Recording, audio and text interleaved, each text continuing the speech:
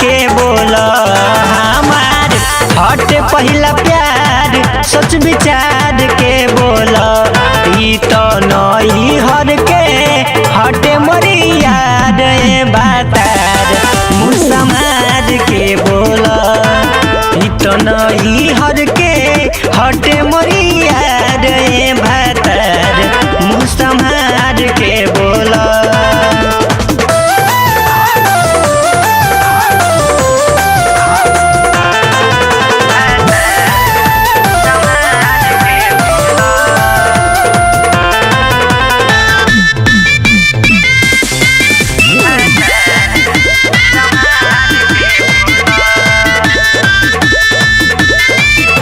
लिखल बनाम अपन हाथवा पचीर के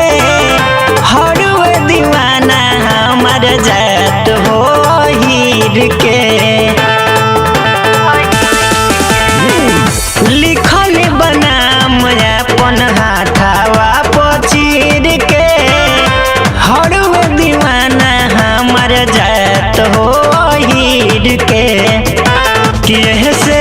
कहतानी जान ललकार के बोला ऐसे कहतानी जान ललकार के बोला ई तो नई हर के हट मोरी याद बातार मुँह समाज के बोला ई तो नई हर के हट मोरी याद बातार मुँह समाज के बोला।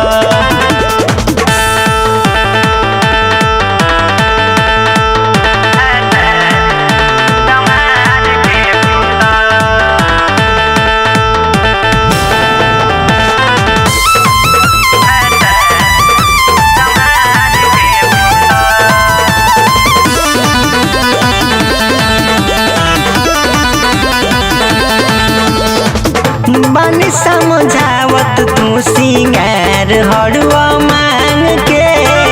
आ जाई जिद पर तले जाई टांग के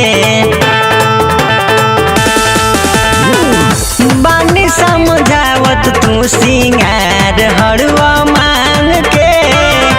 आ जाई जिद पर तले जाई टांग के तोहसे कहतानी राजा जन चुचकार के बोला तोहसे कहतानी राजा जन चुचकार के बोला ई तो नई हर के हटे मोरी याद बातार मुँह समाज के बोला ई तो नई हर के हटे मोरी याद बातार मुँह समाज के बोला।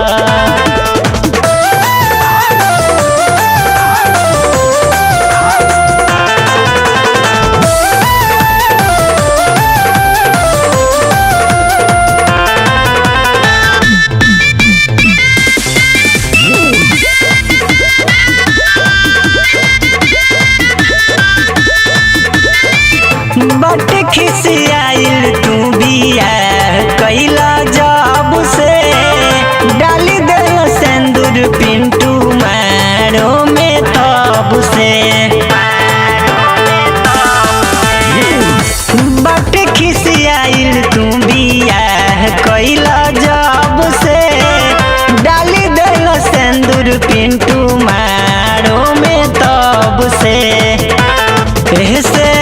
अखिलेश शशि खोख खाड़ के बोला ऐसे अखिलेश शशि खोख खाड़ के बोला ई तो नई हर के हटे मोरी याद बातार मुँह समाज के बोला ई तो नई हर के हटे मोरी याद बातार मुँह समाज के बोला।